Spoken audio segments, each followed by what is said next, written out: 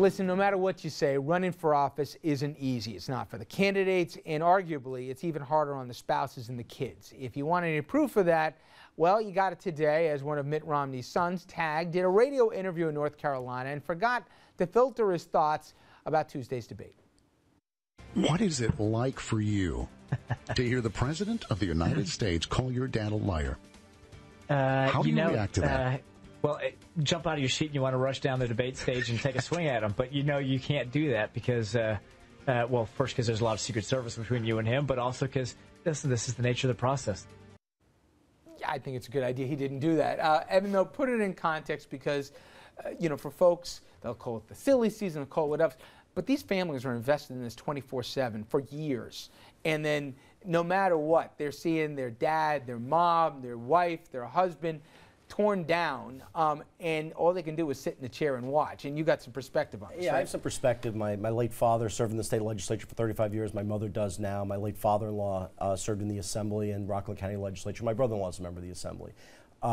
So you got to remember that in politics there's a lot of people who take it very personally and have a lot of strong feelings, and none more so than folks who are directly, you know, emotionally involved with the candidates in one way or the other. So, you know, you need to obviously balance that. And, you know, what really makes Tagg Romney's comments so unusual is that at the local level, you tend to see a little more eruptions. I mean, famously, I mentioned Rockland. The story I used to hear from my father-in-law was a riot at the Conservative Party convention at the Boom Boom Room. And the reason it's funny is because the name of the hall was the Boom Boom Room, and it was a Conservative Party riot back in, I think, the 70s. But so you may hear at the local level, people get a little, you know, out of control, tempers flare.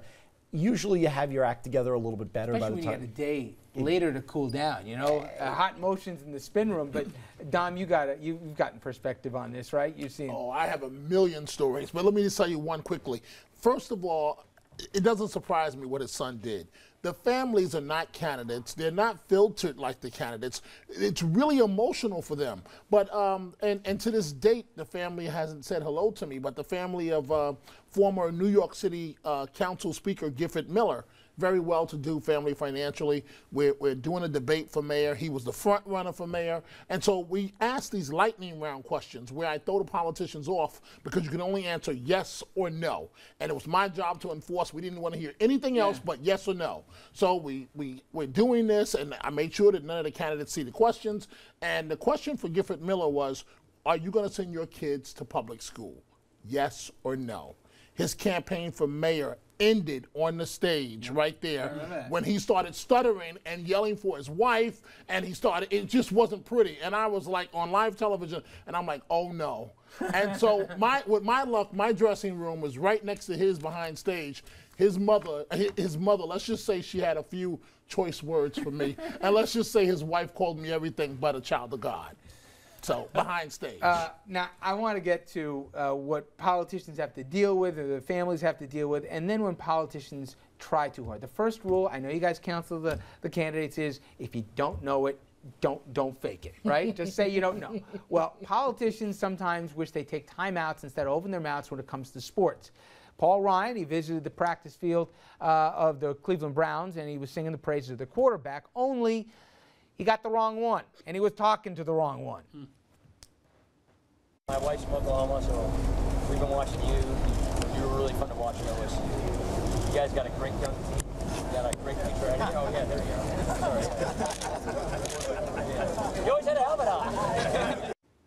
Yeah, he was looking at Brandon Whedon and telling him, hey, Colt McCoy actually, he said, hey, I love you, Brandon. I loved you when you were at Oklahoma. And by the way, he was talking to a guy who played at Texas, and if you know Oklahoma and Texas doesn't work out too well. But this was just the first half of a Ryan doubleheader. Earlier, he whiffed when asked about who was likely to win the big college football game between the home state, Wisconsin. If you're from Wisconsin, UW, you know, this is not a school that anybody doesn't get behind, and Ohio State, which just happens to be a swing state. Take a listen.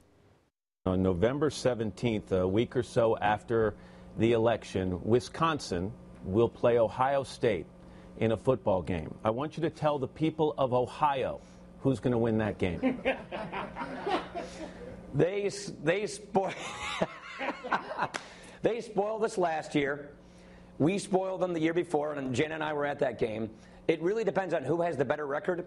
is going to lose, because that's what happens. Who's going to win the game, spoils Ohio State when they're on a run. Tell the people of Ohio who's going to win the game. On who's got the better record. It always depends on who's got the better record. It's up at Camp Randall this year, so it's in Madison this year.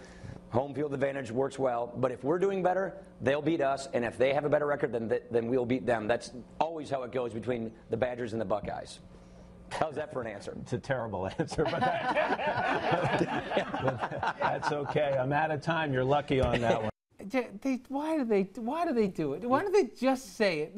People in Ohio aren't going to vote for somebody else. Look, you got to be genuine. The night before he delivered the keynote address, Governor Chris Christie was at a dinner that I attended, and he told a story about when asked if he was a Devils fan or a Rangers fan. He said publicly, I'm a Rangers fan because when I was growing up, there were no Devils, and I'm not going to switch my allegiance just because I'm the governor of the state. You know what? Nobody gave him crap for it. Exactly. All right, we jumped to a quick break. When we come back, got a fiery debate of our own between Mr. Frelinghuysen, the incumbent, and his opponent, Mr. Arvanites, a debate I moderated last night in New Jersey. Stay with us.